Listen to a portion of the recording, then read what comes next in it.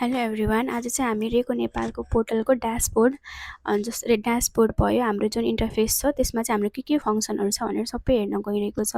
त्यो चाहिँ हाम्रो लगइन गर्ने बित्तिकैको ड्यासबोर्ड भयो। यसमा चाहिँ सुरुमा चाहिँ हाम्रो ड्यासबोर्डमा हाम्रो कतिवटा पार्टिजहरू छ भनेर देखिन्छ, हामीले कतिजना पार्टीहरूलाई इमेल सेन्ड गरिसकेको छ र टोटल कन्फर्मेसनमा चाहिँ कति अमाउन्ट चाहिँ म्याच भएको छ र कति अमाउन्ट चाहिँ अनम्याच छ भनेर पनि हेर्न मिल्छ र यसमा चाहिँ हाम्रो टोटल कन्फर्मेसन र रिकन्सिलेसन रेट कति छ भनेर पनि हेर्न मिल्यो। त्यसको बेसिसमा चाहिँ हाम्रो यहाँ ग्राफहरू देखाइरहेको हुन्छ म्याच र अनम्याचको होइन। अनि त्यसपछि आयो हाम्रो यो म्यानेज पार्टिजमा चाहिँ हामीले जति पनि पार्टिजहरू क्रिएट गरेको छ सबैको डिटेलहरू आउँछ। यसमा चाहिँ हामीले एडिट पनि गर्न मिल्छ, कन्फर्मेसन आएको छ भने कन्फर्मेसनहरू पनि खोलेर हेर्न मिल्छ। यसरी जुन चाहिँ हाम्रो पार्टीले रेस्पोन्स गरेको हुन्छ त्यो कन्फर्मेसनहरू चाहिँ हामीले ड्यासबोर्डबाटै हेर्न पनि मिल्यो होइन।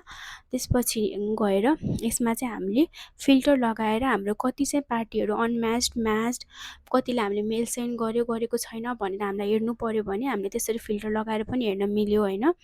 अनि सँगै हामीलाई कुनै स्पेसिफिक पार्टीको डिटेल चाहिरहेको छ भने त्यो पार्टीको नेम राखेर हामीले सर्च गर्न पनि मिल्यो। यसरी पार्टी देखाइरहेको छ।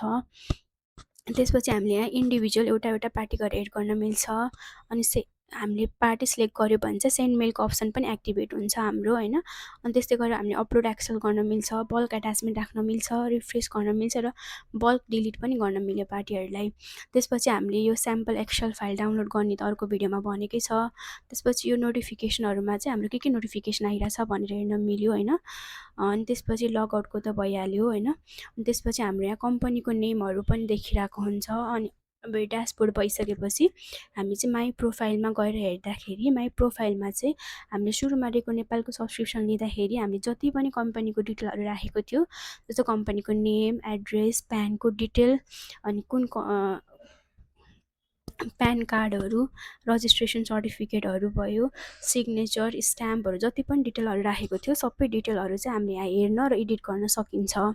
त्यसपछि भयो मेल सेटिङमा चाहिँ हाम्रो अथोराइज्ड मेल आइडी देखिरहेको हुन्छ। पार्टिजमा चाहिँ अघि ड्यासबोर्डमा भएको जस्तै नै हाम्रो सबै पार्टिजहरू चाहिँ यहाँ पार्टिजमा देखिरहेको हुन्छ, सबै पार्टिजको डिटेल। यसलाई चाहिँ अघि हामीले हेरेको जसरी नै फेरि सर्ट आउट गरेर हामीलाई जसरी चाहिएको छ त्यसरी हेर्न मिल्छ, नेम सर्च गरेर हेर्न मिल्छ, एड पार्टी गर्न मिल्छ, रिफ्रेस गर्न मिल्छ, अनि अपलोड एक्सेल पनि गर्न मिल्यो। अनि यहाँबाट हामीले डाउनलोड पनि गर्न मिल्छ यदि कन्फर्मेसनहरू आइरहेको छ भने। रेस्पोन्समा चाहिँ हाम्रो पार्टीहरूलाई जसलाई हामीले कन्फर्मेसन पठाएको छ उनीहरूले के रेस्पोन्स दिइरहेको छ त भनेर हेर्न र डाउनलोड गर्न मिल्छ। त्यस्तै भयो सब्सक्रिप्सन। अब सब्सक्रिप्सनमा चाहिँ हामीले जुन प्याकेज लिएको थियो सुरुमा रेको नेपालको त्यसको बारेमा डिटेल हुन्छ। यदि हाम्रो एक्सटेन्ड गर्नुपर्ने छ भने हामीले यहीँबाट सबै सिलेक्ट गरेर प्याकेजहरू सिलेक्ट गरेर पेमेन्ट मेथडहरू सिलेक्ट गरेर यहाँबाट सब्सक्रिप्सन रिन्यू गर्न पनि सक्छौँ होइन। त्यसै गरेर भ्यू योर मेल भनेर छ।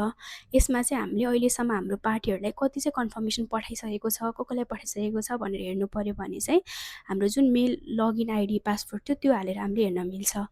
अब यसपछि चाहिँ हाम्रो यही नै हो ड्यासबोर्ड। हजुरहरूलाई अरू केही डिटेल्स चाहियो भने चाहिँ हामीलाई कन्ट्याक्ट गर्न सक्नुहुन्छ। Thank you.